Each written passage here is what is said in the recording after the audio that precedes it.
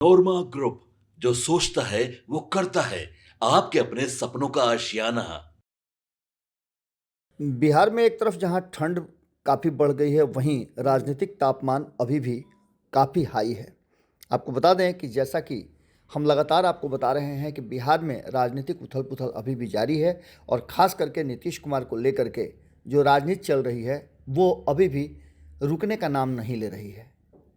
लगातार एनडीए गठबंधन को लेकर के और नीतीश कुमार के स्थिति को लेकर के चर्चाएं खूब हो रही हैं और इस चर्चा में अब नीतीश कुमार के पुराने साथी भी कूद गए हैं। आपको बता दें कि जिस तरह से भारतीय जनता पार्टी का राजनीतिक माहौल रहा है और भारतीय जनता पार्टी ने जिस तरह से राजनीति की है, उसे लेकर के अब इतिहास के पन्नों को पलटा जाने लगा है और नीतीश कुमार को अलर्ट किया जाने लगा है। आपको पता होगा कि नीतीश कुमार को जहां एक तरफ इंडिया गठबंधन के कई साथियों ने अलर्ट किया है, वहीं नीतीश कुमार के पुराने एनडीए साथियों ने भी उन्हें सचेत किया है कि भारतीय जनता पार्टी से होशियार रहिएगा, क्योंकि कभी भी आपके साथ धोखा कर सकती है, छल कर सकती है। जैसा कि आप सभी जानते हैं कि एनडीए घटक दल के अधिकांश लोग आज इंडिया गठबंधन में हैं। इनमें से कांग्रेस को यदि छोड़ दिया जाए या वाम दलों को छोड़ दिया जाए, हालांकि वाम दल भी कभी सहयोगी जरूर रहे हैं भारतीय जनता पार्टी के और भारतीय जनता पार्टी की सरकार बनाने में, लेकिन इन सब ने समय समय पर कहीं ना कहीं भारतीय जनता पार्टी का साथ दिया है। आज ये भारतीय जनता पार्टी के विरुद्ध भी खड़े हैं। इन सारी बातों को लेकर के जो सबसे बड़ी बात है, वो आपने देखा होगा कि कई राज्यों में जो क्षेत्रीय दल हैं, उनके साथ भारतीय जनता पार्टी के रिश्ते किस तरह के रहे हैं और रिश्तों में किस तरह से खटास आई है।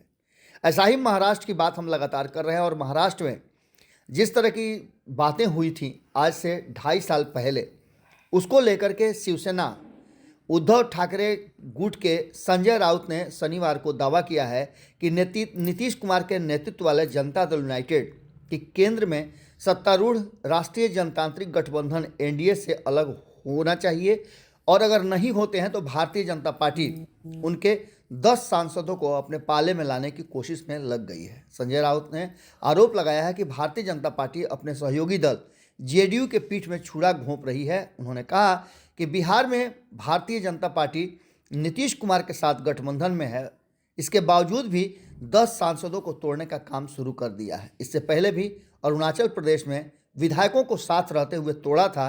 ये नीतीश कुमार को भूलना नहीं चाहिए। उन्होंने यहाँ तक कहा है कि मुझे शक है कि वह एनडीए में बने रहेंगे तो भी और एनडीए से बाहर हो जाए तो भी नीतीश कुमार के लिए ये कठिन घड़ी आने वाली है। वर्तमान परिस्थिति में 2024 के चुनाव में 12 सांसद जीत करके आए थे। अब जबकि 2025 में बिहार में विधानसभा चुनाव होने जा रहा है और इसकी संभावना है कि नीतीश कुमार एनडीए में अभी बने हुए हैं, इसके बावजूद भी जेडीयू के 12 सांसद हैं जो केंद्र में एनडीए सरकार के अस्तित्व के लिए महत्वपूर्ण हैं, क्योंकि सांसद के निचले सदन में बीजेपी अपने दम पर बहुमत में नहीं है।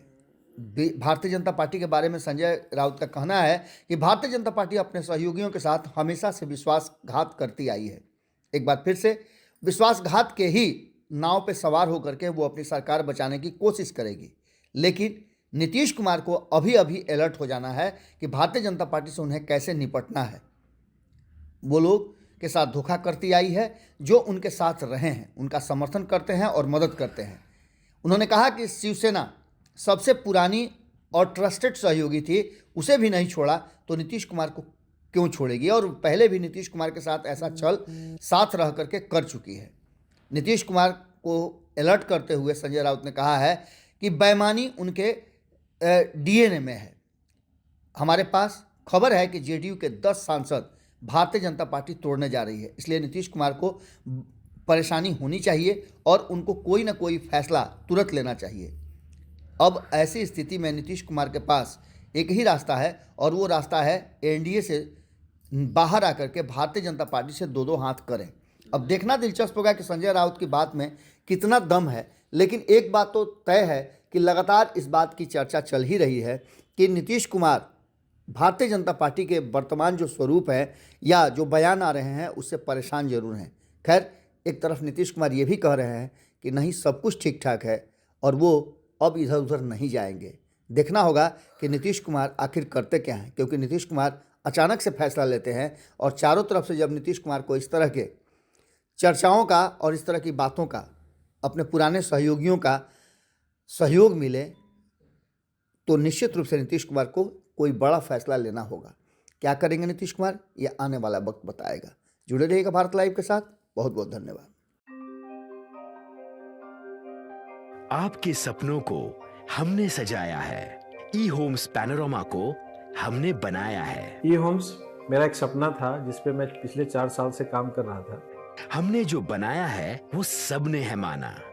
ई होम्स पैनोरमा में हो आपका भी आशियाना। और फाइनली हमने 2021 में इस प्रोजेक्ट को लॉन्च किया। बहुत लोग अप्रिशिएट कर रहे हैं कि पूर्णिया जैसे शहर में, बिहार के, एक तो बिहार की बात करें उसमें भी पूर्णिया जैसे छोटे जगह में इस तरह का लाइफस्टाइल देना, ये सुन के हम लोगों को बहुत अच्छा लगता है।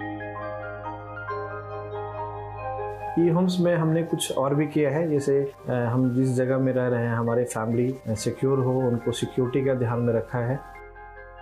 आपकी सुविधा और सुरक्षा आपके लिए खास है, ये आपका विश्वास है। इसमें आर्टिफिशियल इंटेलिजेंस का 7 लेयर सिक्योरिटी का हमने इस्तेमाल किया है। लस ग्रीन कैंपस को बनाया है। यदि हमारा बाउंड्री वाल है तो वो वर्टिकल गार्डन है। ये जितनी भी फैसिलिटी होता है एक इंटरनेशनल टाउनशिप में, ई होम्स है, ये हम लोग विश्वास नहीं कर पा रहे हैं। जो भी हमारे मित्र दोस्त या जो भी हमारे बाहर के बाहर आते हैं तो हम लोगों को बहुत अच्छा सुनने को मिलता है और बहुत अच्छा क्रेडिट मिल रहा है। वो सारा हमने सिर्फ एक बिल्डिंग नहीं बनाया, हमें एक बहुत अच्छा लाइफस्टाइल दिया ई होम्स में, और मेरा एक सपना था जिसको मैं आज फुलफिल होते हुए देख पा रहा हूँ। ये आपका आवास है। ई होम्स पैनोरमा में अब आपका निवास है। E Homes Panorama, luxurious lifestyle redefined. Panorama group, जो सोचता है वो करता है। अगर ये वीडियो पसंद आई और वह बिहार के राजनीति और बिहारियत से सरोकार रखेनी तो सब्सक्राइब बटन दबा के चैनल के सब्सक्राइब कर ली। ओजे एगो घंटी बा, ओकरा बटन दबा देला से कुल सटीक और मारक खबर रुआ मुफ्त में मिल जाई। अगर रुआ पत्रकारिता के हमनी के नया प्रयोग में सहयोग कर चाहतानी तो ज्वाइन बटन दबा दी। पेटीएम नंबर नोट कर ली 9386